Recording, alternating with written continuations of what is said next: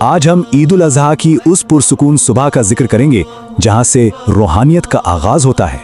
پیارے نبی صلی اللہ علیہ وآلہ وسلم نے اس مبارک دن اپنی بیٹی حضرت فاطمہ کو بلایا اور نہایت محبت سے فرمایا، یہ دن صرف خوشیوں کا نہیں، یہ تو اللہ کی رضا میں مکمل جھک جانے کا خوبصورت لمحہ ہے۔ روحانیت سے پہلے جسمانی پاکیزگی ضروری ہے۔ غسل کرنا، صاف کپڑے پہننا اور خوشبو لگانا یہ پیاری سنتیں ہیں۔ صحیح ترتیب یہ ہے، صبح کچھ نہ کھائیں، پہلے نماز ادا کریں، پھر قربانی کریں اور اس کے بعد کھائیں۔ قربانی کے وقت خود وہاں پاس کھڑے ہونا ایک عظیم سنت اور بہت بڑے اجر کا باعث ہے۔ آپ صلی اللہ علیہ وآلہ وسلم نے فرمایا، قربانی کے خون کا پہلا قطرہ گرتے ہی پچھلے تمام گناہ معاف ہو جاتے ہیں۔